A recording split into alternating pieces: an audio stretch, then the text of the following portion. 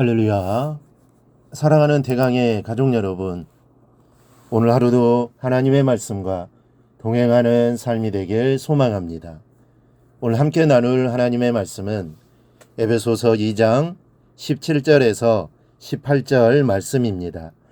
또 오셔서 먼 데 있는 너희에게 평안을 전하시고 가까운 데 있는 자들에게 평안을 전하셨으니 이는 그로 말미암아 우리 둘이 한 성령 안에서 아버지께 나아감을 얻게 하려 하심이라. 아멘. 못 봐주겠을 때를 꼴불견이라고 합니다.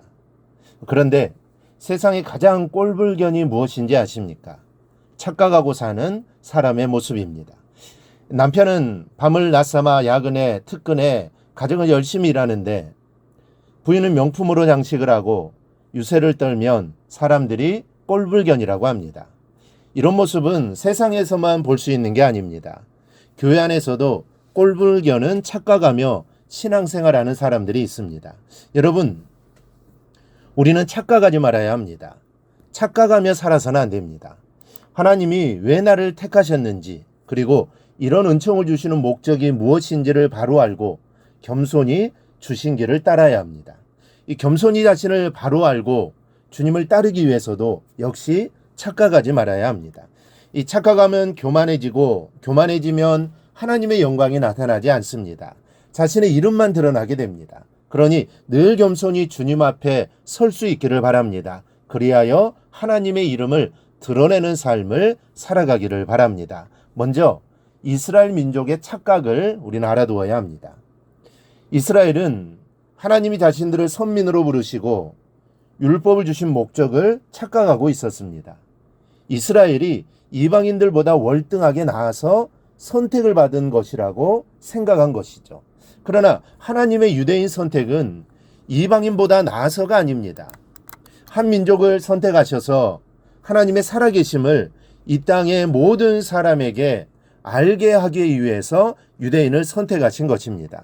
한마디로 말하면 하나님을 바로 섬기는 샘플을 삼으신 것이죠. 그런데 이스라엘은 완전히 착각을 했습니다.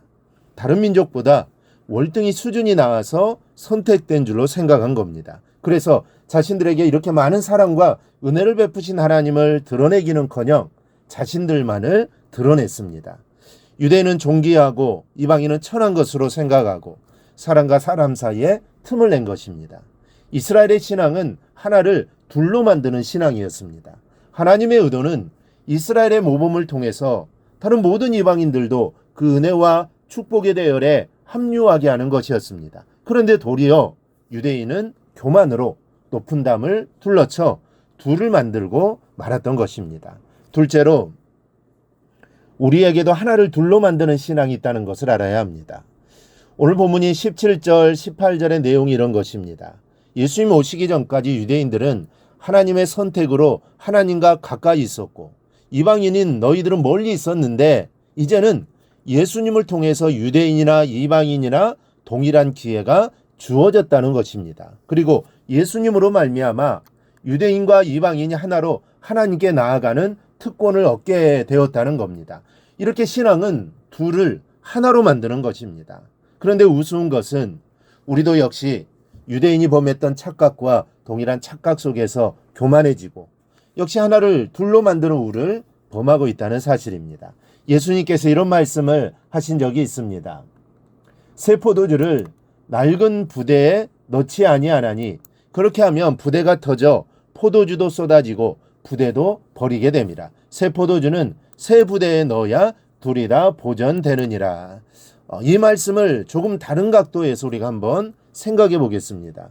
포도주와 부대 중에 무엇이 중요합니까? 물론 둘 다 중요합니다. 그러나 굳이 따지자면 이 포도주가 더 중요합니다. 물건의 가격으로 따지는 것이 아니라 어느 것이 더 소중한가 하는 질문입니다. 포도주가 있기 때문에 부대가 필요한 것입니다. 포도주를 담을 용기가 있어야 또 부대를 만든 또 것이니까 포도주가 여러분 더 중요한 것입니다. 여러분 우리는 부대입니다. 그 부대에 하나님께서 사랑과 은혜와 온갖 좋은 것들을 담아주셨습니다. 자랑할 것은 내 안에 담긴 포도주이지 포도주를 담은 부대가 아닙니다. 그런데 많은 신앙인들이 이것을 착각합니다. 포도주를 담았다고 다른 부대보다 우월하다 생각하면 오산입니다. 부대는 어디까지나 부대입니다. 그런데 부대를 자랑합니다. 자신을 자랑합니다. 내 안에 있는 것을 자랑해야 하는데 자신을 자랑합니다. 그런데 이래서는 안 됩니다. 한마디로 서두에서 말씀드렸던 꼴불견의 모습입니다. 우리는 이런 모습으로 살아가서는 안 됩니다. 오직 내 안에 있는 보물 예수 그리스도만 자랑하며 살아가기를 바랍니다. 여러분, 둘을 하나로 만드는 신앙이 바른 신앙입니다. 전 그래도 기독교가 살아있다고 자부심을 느끼는 것이 우리나라에 일하는 외국인 근로자들이 참 많습니다. 우리나라 사람들이 얼마나 인종차별이 심한지 이 사람들의 인권을 유린하는 경우가 참 많은데 교회와 신앙인들이 그들을 한 형제로 끌어안고 그들의 아픔을 돕고 인권을 지켜주는 모습을 볼 때 흐뭇함을 느낍니다. 넓게 보면서 예수님의 십자가를 지고 둘을 하나로 만드신 일에 마음을 쏟아야 합니다. 그것이 부대된 우리들의 본분이요 사명이기 때문입니다. 우리는 착각하지 말아야 합니다. 겸손해야 합니다. 하나를 둘로 만드는 일이 아니라 둘을 하나로 만드는 일을 해야 합니다. 이룰 수 있는 것은 오직 십자가밖에 없습니다.